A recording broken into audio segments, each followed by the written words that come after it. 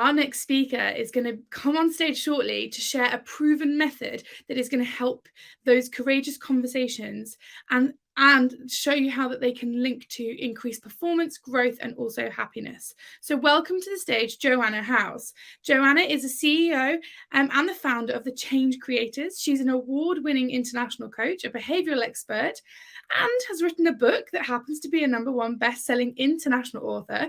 She specializes in leadership, team and performance coaching, and is super passionate about helping leaders and equipping them with the right mindsets, behaviors and skills that's going to help them in the future. A really important skill that we're hearing so much about: managers, leaders, people who are stepping up into these roles and role modeling, but not really equipped to have the right conversations and therefore carry that through. So Joanna, I'm really excited to hear you talk today and to hear you share with us all about leading courageous conversations. Thank you. And just to check, Ruth, do I just click to bring my slides up, or do you bring No, we'll do that for you now. There you go. Look at this, the magic of technology. I love it. Thank you for the introduction. Lovely to be with you all today. This is a topic that's very close to my heart because I think I have spent years building up the courage to have more courageous conversations. And the reason why I've massively chosen this subject today is I am being requested, I think it's 2 to 3 times a week at the moment, to go into companies to help them have courageous conversations. Why is this happening? So I've never seen it happen like this before in the 5 years that I've been running my own business. And what's going on is people are doing company surveys at the moment. And now we've come out of the pandemic, what's happened, we truly believe in terms of who we're speaking to, is that because in the pandemic, people entered people's worlds a lot more, relationships bonded a lot more, and it actually became more difficult to upset anybody or challenge people because we needed to knit together and go into this survival mode together. And now we've come out of it. The feedback is we're all too nice. We're all being too friendly to each other. We can't say what needs to be said because we've just been for 2 years supporting each other, and now we need to challenge. It just feels so uncomfortable. So the employees from these surveys now are asking, please help. We want a culture where we can have these conversations because they're realizing their growth is being stunted because of it. They can see they're holding back from having these conversations because it doesn't feel like the culture supports them. And the time is now where people are saying we've got to become more courageous. And actually, to have these conversations is the fact that we care about each other. That means we can then challenge directly.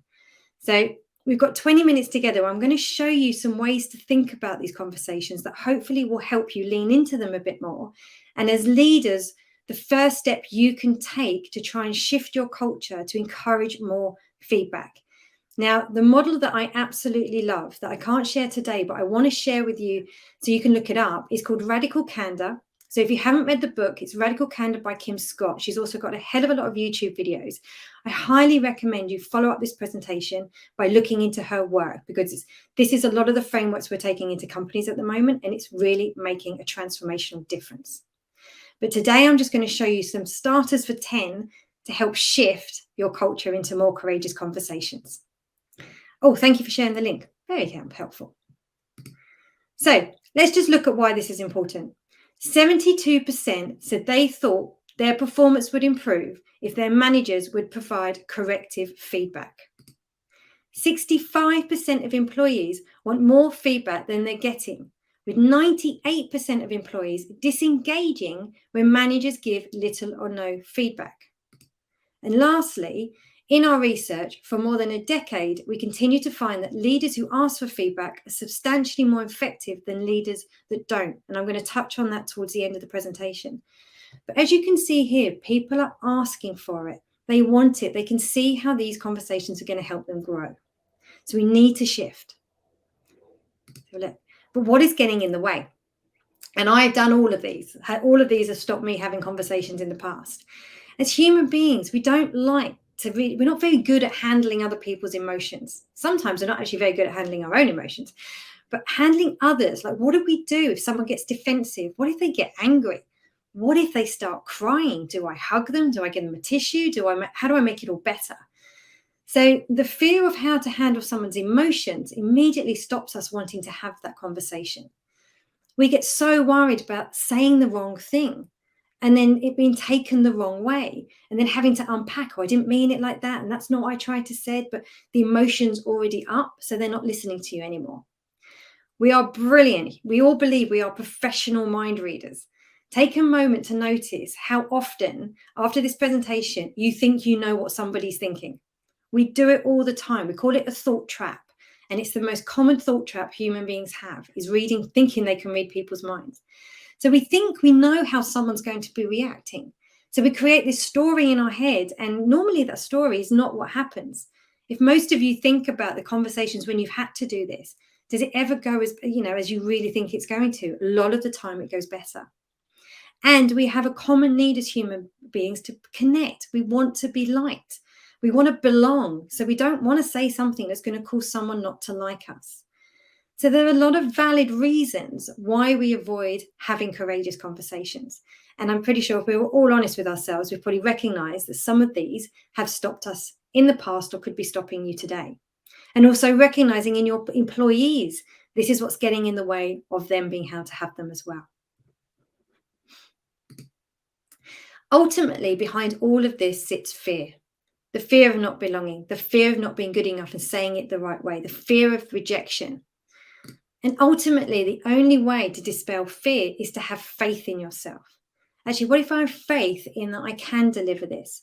And ultimately, what if I have faith that I trust and have faith in the other person that they can receive this feedback? Because actually, by not giving this conversation and this feedback or this guidance, whatever language works better for you, we're taking a lot of credit away from them in them being able to receive it. We're already assuming that they're going to respond badly to us. So actually having faith in ourselves that we can handle it and faith in the other person that they can receive it is a much better place to walk into these conversations than coming from a place of fear. Someone once said to me, a wonderful mentor, said, so many people go into these conversations with fear, actually walking from a place of love. And I thought that was bonkers when I first heard it. But actually, when you walk in from a place of love and compassion and empathy, it just diffuses all that anxiety of worrying about what's going to happen because you're coming from a very good intention of caring about this person and to share this feedback with them to help them grow. So I just want you to think about that. How could you change this conversation if you came from the lens of faith, not fear? Because if we stay in this fear zone, we've all developed very good skilled incompetence. And take a moment to see if you recognize you do these. So these are our defensive strategies we've created. We email instead of talking to the person. Do you know what? If I put it in an email, we justify it, gives them time to read it and then come back to me. So we hide behind email. We ask somebody else to do the feedback. I think you're a better place to do it. We become agreeable. This is the one that used to catch me out a lot because I am a retiring people pleaser. And so I'd always want everyone else to be happy. So if I was giving someone a difficult conversation and they started to, well, it was because of this and because, the dog chewed it and things. Oh, okay, well, maybe it was because of that then. And I'd become very agreeable because I didn't want to go into more conflict or more difficulty. So I started to agree with them. Don't say, how many of you maybe said, I'm just the messenger. Don't shoot the messenger. And then avoiding it because you just truly believe that they'll figure it out themselves and they'll be able to resolve it themselves and it won't happen again. Now, these are very, very commonplace. But with these happening, we're not able to change. And you are not responsible for your work. No, sorry, I got it wrong way around. You are responsible for your words, the preparation you put in, your actions, and your behavior in this conversation. You are not responsible for how somebody else chooses to react. You can only control you. You can't control them. And this is what we want with these courageous conversations. What you're also helping people do is learn how to control themselves, manage their emotions so they can receive feedback. That is our individual responsibility to be able to do that. And so if you're not having these courageous conversations with people, they're not learning how to really manage their emotions and learn how they manage receiving feedback. Okay, so even just part of the process of doing this, whatever you're saying, the process is just helping them grow.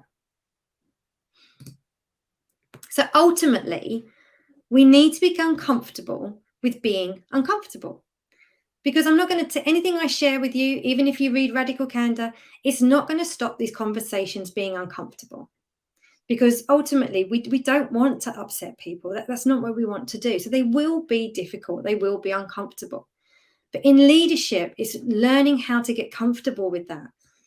Because uncomfort doesn't mean you can't do it. You just accept and lean into that uncomfortable and be like, okay, I can do this. I can get out of my own way. I'm not going to make this about me. This is about the other person and how I'm going to help them.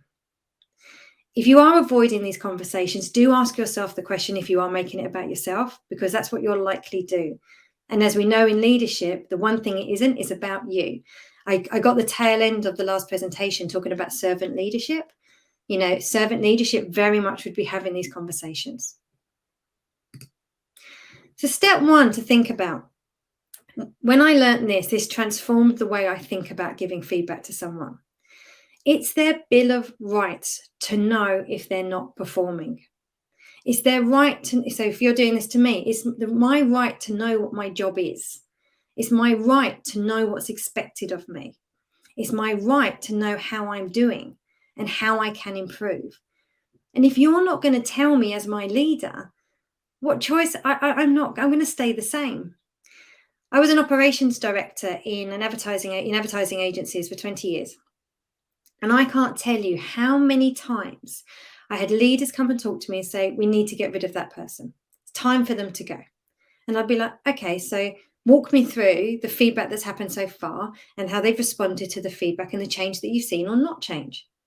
Straight away, what do you mean feedback? No, we just can see they're not performing, they're not delivering, we need to let them go. And I'm like, but you haven't even given them a chance to improve. So we made it a rule that we have to give people feedback. You can't just let people go. And I have to say, a lot of the time when we took the time to have this conversation, they actually did improve. So especially in a world at the moment where it's very difficult to get talent and very difficult to retain talent, these courageous conversations are vital for you to upskill, reskill, and grow your existing talent, because at the moment it's very hard to get the talent outside. So don't just dismiss people because it's difficult to have this conversation. It is their bill of rights. So as a leader, when I was like, oh my God, if I can't do this, I am taking away this person's right to grow. That's definitely not a value I have. Leaders, when you speak to most leaders and ask yourself, why are you a leader? A lot of leaders say it's because we want to make a difference. So courageous conversations are about making a difference to someone's life in terms of what they can grow, being the mirror for them so they can reflect back how they're impacting other people and what they're doing. So having this frame of thinking that it's their bill of rights to know, for me personally, really helped me take action to make it possible, because there's no way did I want to take away anyone's bill of rights to grow. Step 2. Consequential thinking. What is the cost to this person, to others, to the business, if I do not find the courage to have this conversation? This is the one question I want you to ask yourself if you're hesitating on having it, because there will be a cost to you not doing it. And I bet you the cost is greater than the fear of having the conversation. So this is the question I ask all my leaders. What is the cost of you not having this conversation? And it helps you go, whoa, yes, that's bigger. I can make this happen. I'm going to go and have it. Step 3, prepare yourself. This is a lovely framework, and this is part of the proven framework that really helps you to just prepare yourself really simply. Recognize what the situation was, what was the behavior you saw, and what was the impact. Okay, so for example, in the team meeting yesterday, your behavior was dismissive of the team. This is causing the team to not want to work with you. So very clearly, you can paint the picture for the person receiving the feedback, because when they come into this conversation with you, they're not aware what you're about to say. So you need to paint a picture. Help them go back to the situation. Help them see the behavior that you witnessed and the impact. Then what you do is ask them, what are your thoughts? You then want to bring them into the conversation, and you arrive initially with empathy. How can we help you with this? What is going on for you? Where can we help? You know, because they'll probably say, well, I've got this problem at the moment. You know, a lot of time when people share a first problem, it's not the problem. It's normally the second. There's a problem underneath that. And as you learn to coach as a leader, you can really get to the real problem. But this is where you start to brainstorm with them ideas to help you find out how you can help them. If you have the same conversation a few times with them, then you know it's probably a talent problem. But initially, you start with empathy. I also say have these courageous conversations in the moment. You know, if this team meeting, you know, I've said yesterday here, but ideally, grab them straight after the team meeting. Look, can I have a word? In the moment. How awful is it when you're in a relationship and you've got, and I've had ex-boyfriends do this to me, go, well, 3 months ago you did this. And you're like, what? Why didn't you tell me 3 months ago? Because I could have done something about it then. Don't be that person. Have courageous conversations in the moment, and please don't stack it all up for the annual review. If anyone's still doing annual reviews, I know a lot of people have moved to monthly and quarterly reviews now, which is brilliant. Language, a lot of people say, well, I just don't know how to open these conversations. And this is something Simon Sinek really recommends is, you know, be very open. You can be vulnerable as a leader. You know, I need to have a difficult conversation with you. I am nervous to have this conversation because I fear I will say the wrong thing or accidentally trigger you. But this conversation is too important to avoid, even if the result is bumpy and imperfect. You don't need to say all the right words. You just need to be there and show up and show you care. But where it all starts is by you being able to receive feedback. If your company can't see that the senior leaders can receive feedback, they won't ever give feedback because they've not seen how the best practice is for it to be received.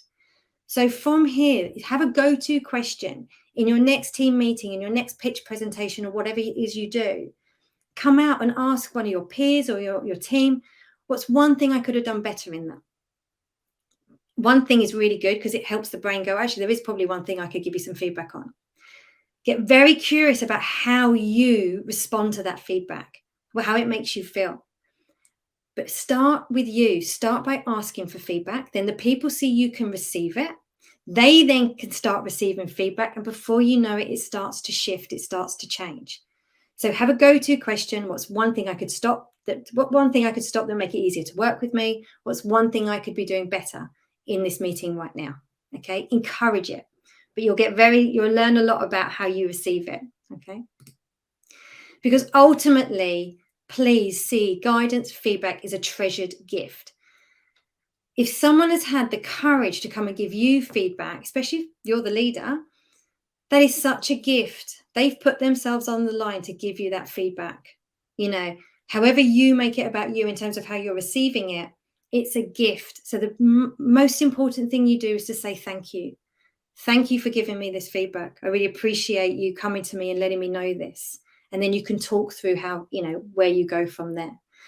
But please help your culture see that feedback is a treasured gift. It's to help everybody grow. Because challenging people is often the best way to show them that you care. So what I would love you to take away from this whistle-stop tour of courageous leadership is recognize the fear that is stopping you and instead choose to have faith in yourself. Accept it will be uncomfortable. It doesn't mean you can't do it. Giving someone feedback, guidance is a gift. It's their right to know. Apply consequential thinking to help you take action. Prepare the 3 steps. You don't need to be perfect and get it right. And now, from now on, start asking for feedback and you will see a change in your culture and your organization. I hope that has helped. I think I'm on time. Am I on time, Booth? Where she go? Yes, you're bang on time. Thank you, Joanna. Just so refreshing and a real reboot for me and a real reminder. The bit that's so important and that I wrote down and then underlined about 50 times is what's the cost and does that outweigh the fear? Because that's a really important question, isn't it? Like, if I don't do this, what's going to happen? And what's the worst that's going to happen if I do this? Exactly. And if you put either a monetary value to it or a health value to it, the impact that would have would be huge and probably stop a lot of that avoidance that we're doing day in, day out. And I know we all do it. We all do it, no matter how much training we've had, books we've read. You know, I'm sure as an expert, Joanna, you still do it sometimes, right? Oh, you stay normal. And it's just catching yourself, building that self-awareness and getting out. I'm not making it about you. That's the big thing. Don't make it about you. This is about helping other people grow. Yeah. And the bit for me as well is demonstrating that as a leader. So some of the best leaders I've worked with and worked for are the ones that say, give me one piece of feedback about me, and are really open and willing and non-defensive to accept that as well. So thank you. Excellent skills, whether you're a leader, also whether you're not a leader, how you can start to really demonstrate those behaviors and the impact that can have. So huge thank you for joining us today, Joanna. It's been fantastic, and you were bang on time as well, which is great. Thank you so much. Bye, everyone.